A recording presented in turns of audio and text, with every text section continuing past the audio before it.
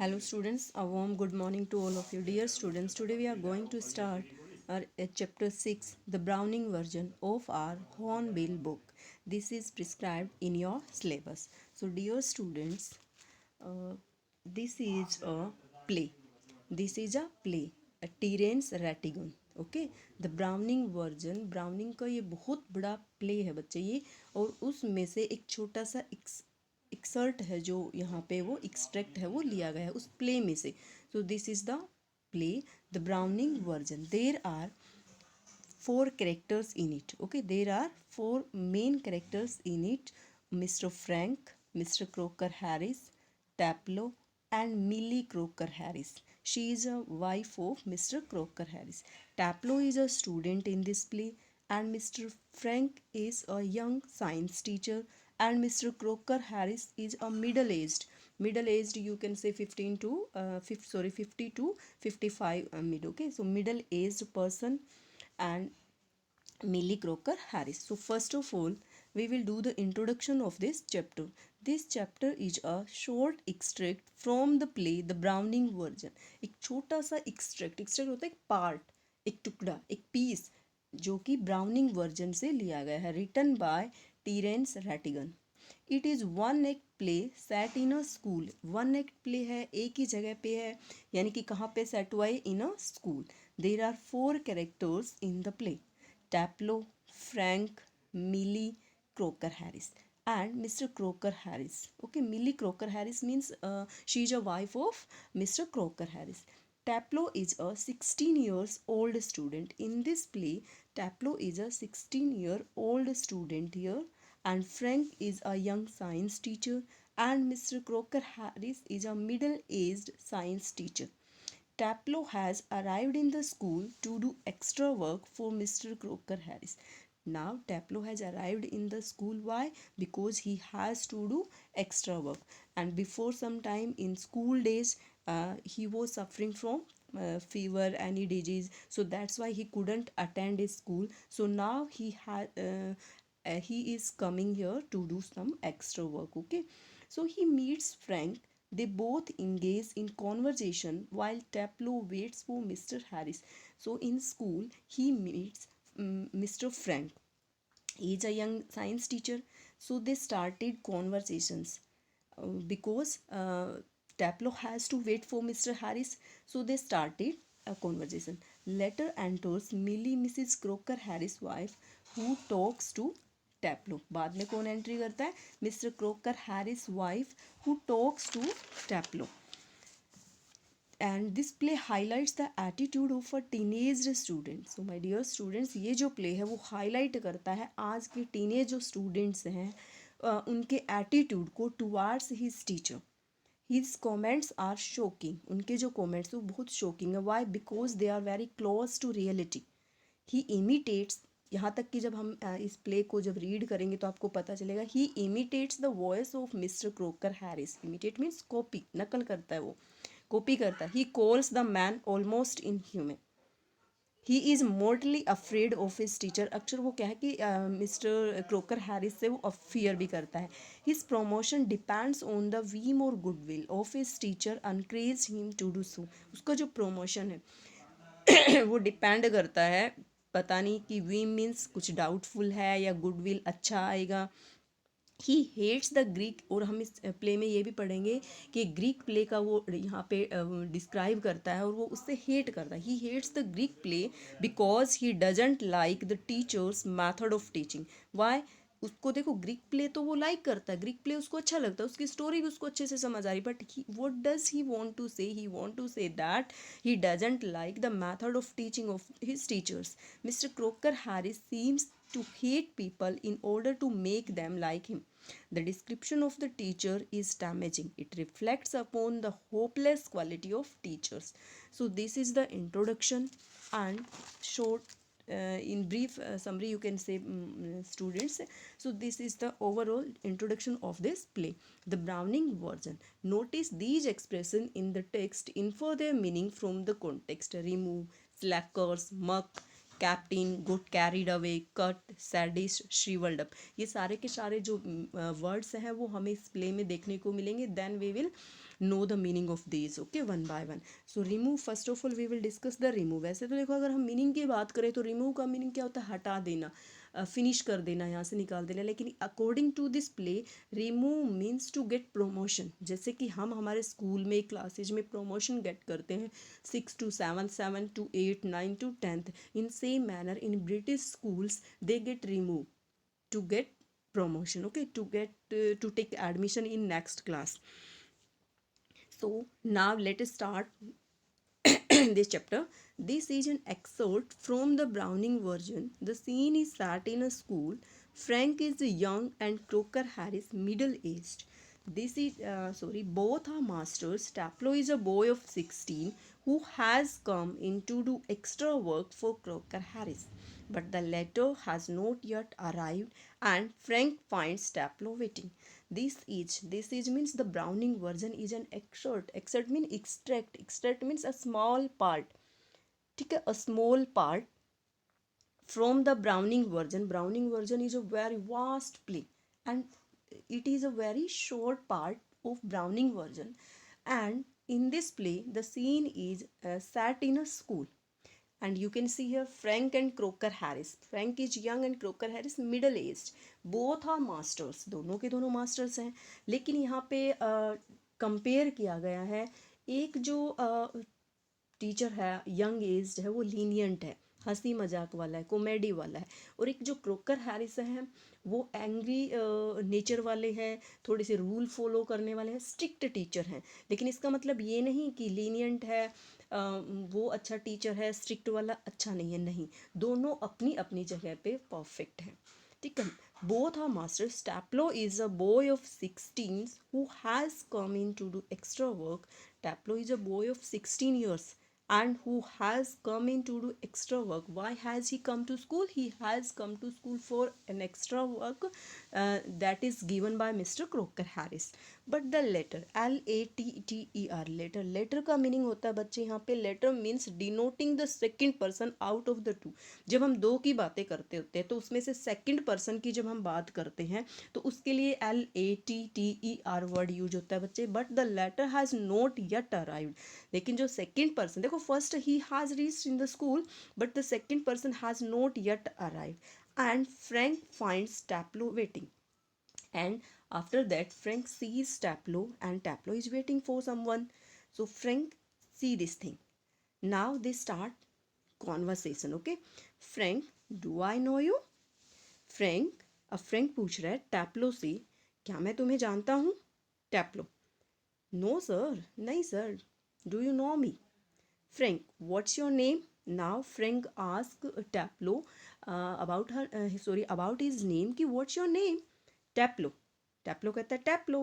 Frank, Taplow, no I don't, you are not a scientist I gather. Frank कहता है टैप्लो, no no no, मैं तो तुम्हें नहीं जानता हूँ. क्यों नहीं जानता हूँ, किस लिए? क्योंकि you are not a scientist I gather. यहाँ पे गैदर इकट्ठे का मतलब नहीं होता, और साइंटिस्ट यहाँ पे ये नहीं कि आप एक साइंटिस्ट नहीं हो. साइंटिस्ट का मीन्स यहाँ according to this play you are not a science student year. जहाँ तक मुझे पता है कि तुमने साइंस स्ट्रीम नहीं ले रखी, तुम साइंस स्टूडेंट नहीं हो. That's why Frank is saying I don't you, okay. So Taplow, no sir, I am still in the lower fifth. अब टैप्लो कहता है नहीं सर, मैं तो अभी लोअर फिफ्थ में हूँ. अब लोअर फिफ्थ का मतलब ये नहीं कि वो फिफ्थ क्लास में या फिफ्थ फॉर्म में है. देखो एक 16 ईयर ओल्ड जो बच्चा है वो फिफ्थ क्लास में कैसे हो सकता है? तो ये एक ब्रिटिश स्कूल में ग्रेड होती है कि एक लोअर फिफ्थ होती है. After that the students can choose a stream. Okay, I can't specialize until next term. Now he is saying that Taplow is saying that ki I am still in the lower fifth and I have no authority, then I can't specialize, I can't choose science subject. Okay, that's to say if I have got my remove, all right. और मैं क्या कहूँ, if I got, कब, और वो भी कब I will get this authority, when I got my remove. Remove I have already discussed you, remove means to get promotion for next class. If I have got my remove, all right. और वो भी कब, जब मुझे मेरा remove मिलेगा, मुझे मेरा प्रमोशन मिलेगा, then I will choose this thing. Frank, don't you know if you have got your remove? Frank, क्या तुम्हें नहीं पता? You don't know about it कि if you have got your remove, कि आपको आपका रिमूव मिला है, आपको प्रमोशन मिला है या नहीं है? You don't no this thing, why don't you know? Taplo, no sir, Mr. Croker Harris doesn't tell us the results like other masters. Now Taplo कहता no sir, नहीं sir, Mr. Croker Harris doesn't tell us the result, हमें result नहीं बताते like the other masters, जो दूसरे masters होते हैं, दूसरे टीचर्स होते हैं, वो क्या होता है कि जो हमारा फिक्स डे होता है, रिजल्ट अनाउंस होता है, उससे पहले ही बता देते हैं. लेकिन मिस्टर क्रोकर हैरिस ऐसे नहीं है. He doesn't tell us the result before the fix day. Frank, why not, क्यों नहीं? फ्रैंक बोलता वाई नॉट, क्यों नहीं? Taplow, well you know what he is like sir. अच्छा, तुम जानते हो, तुम्हें पता नहीं वो किस तरह के सर हैं. I know him very well. Maybe you don't know about him कि which type of his he. Frank, I believe there is a rule that form results should only be announced by the headmaster on the last day of term. Frank कहता I believe, मैं मानता हूँ, मेरा मानना है कि this is a rule, there is a rule that, कि form here means class, यहाँ पे फॉर्म का मीनिंग रहेगा क्लास, कि class result should only be, केवल जो अनाउंसमेंट होती है वो बाय द हेड मास्टर्स होती है last day of the term. So this is the rule. इसमें कौन सी बुरी बात है? इसमें इसका मतलब ये थोड़ी है कि मिस्टर क्रोकर हैरिस है वो एक बैड पर्सन है. नहीं, वो तो रूल फॉलो करते हैं. This is the right thing. So Taplo, yes, but who else pays attention to it except Mr. Croker Harris? So Taplo कहता है yes yes I know this thing कि this is a rule and that form result should only be announced by the headmaster on the last day of term. I know very well, but who else pays attention to it? कौन ध्यान देता है इन सब बातों पे? Except Mr. Croker Harris. सिवाय, अलावा mister Crocker Harris, he page attention on it. Okay Frank, I don't, मैं नहीं मानता. आई एडमिट, मैं मानता हूँ कि मैं फॉलो नहीं करता. अब फ्रैंक कह रहा है मैं मानता हूँ कि मैं फॉलो नहीं करता. I don't, I admit, but that is not criteria. ये क्राइटेरिया तो नहीं है. This is not a rule. ये राइट वे थोड़ी ना है. So you have go to wait until tomorrow to know your fate. Have you? So that's why you have go to wait, इसलिए आपको वेट करना है until tomorrow to know your fate. Fate means your destiny, कि आपका remove हुआ है या नहीं हुआ है. It depends on your fate, it depends on your destiny, it depends on your luck. Have you? Okay. Taplow, yes sir, I know this thing. Frank, supposing the answer is favourable, what then? अब Frank Taplow से पूछता है, suppose कि you have got, you will get your promotion, then the answer is favourable means जैसा तुम चाहते हो, means तुम्हें नेक्स्ट क्लास में प्रमोशन मिल गया, रिमूव मिल गई है. What then? तब तुम क्या लोगे? Taplow, oh science sir, of course. Taplow कहता oh science sir, of course I will take science stream. Frank, sadly, yes. यहाँ पे फ्रैंक वो सैड होकर के कहता है yes, we get all the slackers. अब यहाँ पे जो फ्रैंक है वो कहता है सैड होकर के कि वी गेट, हमें तो है ना स्लैकर्स ही मिलते हैं सारे. स्लैकर मीन्स ईयर बच्चे, slacker means lazy students who don't work hard. वो स्टूडेंट्स जो लेजी होते हैं, they don't want to hard work. So here Frank is saying कि we get all the slackers. हाँ, हमें तो सारे स्लैकर्स ही मिलते हैं. हमारे साइंस के जो स्टूडेंट्स होते हैं वो सारे के सारे स्लैकर्स होते हैं. Taplow, protestingly, I am extremely interested in science sir. Protestingly होता है थोड़ा सा विरोध करते हुए, कि सर ने ऐसा क्यों बोल दिया मेरे बारे में, कि मैं तो ऐसा स्टूडेंट नहीं हूँ, मैं तो अच्छे से मेरे इंटरेस्ट के साथ स्टडी करता हूँ. सो आई एम, अब यहाँ पे कहते हैं एक्सट्रीमली मीन्स बहुत ज़्यादा. आई am extremely interested in science sir. अब टैप्लो कहता है फ्रैंक से कि मैम मेरा तो बहुत ज़्यादा इंटरेस्ट है सर साइंस में. देन आप ऐसा क्यों कह रहे हो? I am not a bad student, I am a good student. Frank, are you? I am not. क्या तुम? You are a good student, you take interest in science. Oh, but I am not, I don't take interest in science. ना Frank कह रहा है, देखो एक teacher होने के बावजूद भी, in spite of being a teacher, he is saying that कि I am not interested in science. Not at least, और कम से कम उसमें साइंस, उस साइंस में, in the science I have to teach, जो मुझे पढ़ानी पड़ती है. अब पढ़ानी पड़ती है का मीन्स क्या है कि फ्रैंक जो साइंस पढ़ाते हैं वो थोड़ी सी प्रैक्टिकली बेस्ड है. तो उस तरह की साइंस में वो इंटरेस्ट नहीं लेता है। टैप्लो वेल अच्छा एनीवे कोई बात नहीं sir, it's good deal more exciting than this muck indicating his book. अब टैप्लो कहता है वेल अच्छा एनीवे सर कोई बात नहीं, it is a good deal more exciting than this मक।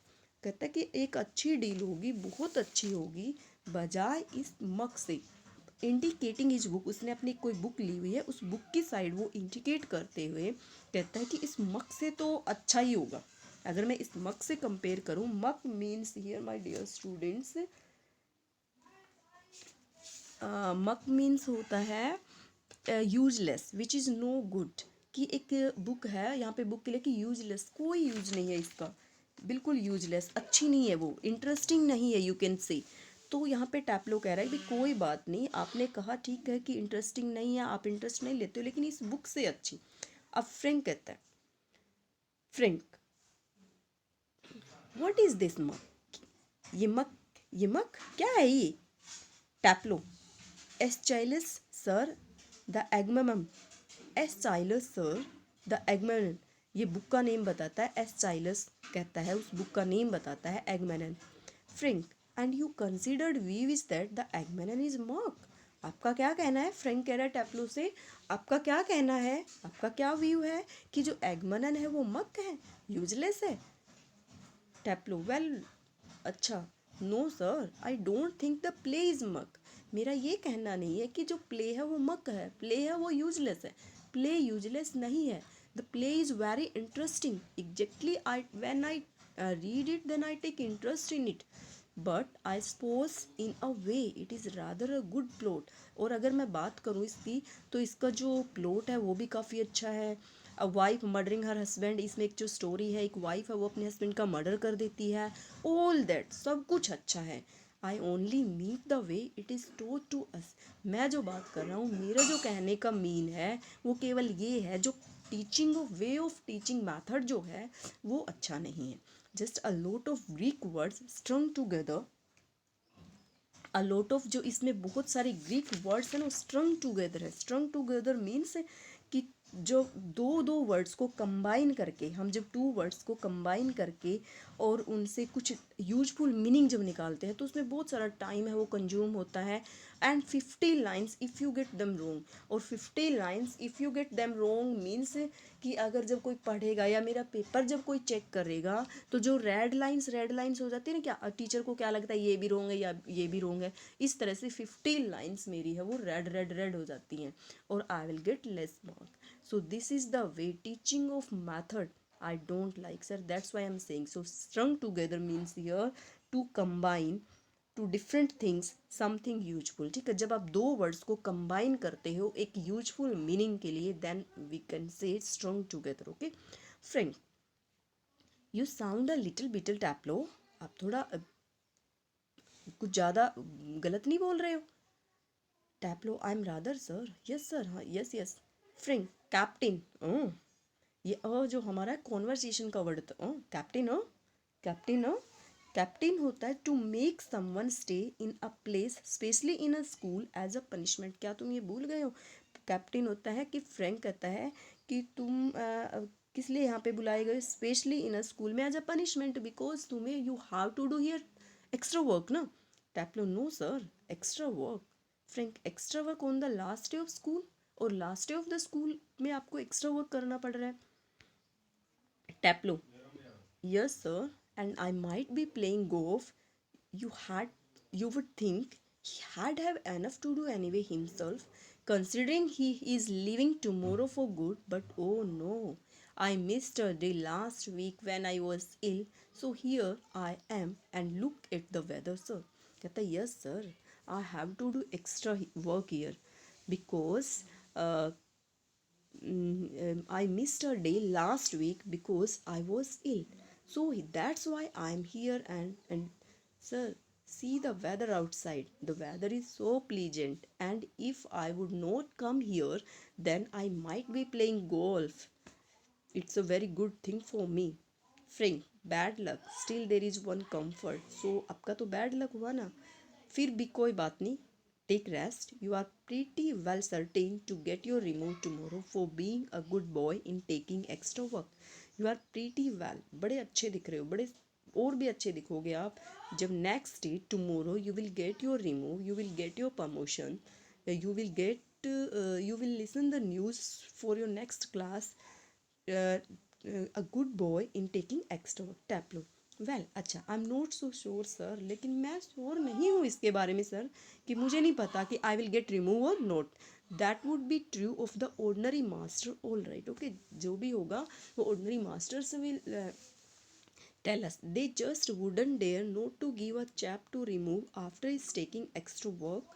But those sort of rules don't apply the crook. Mr. Croker Harris.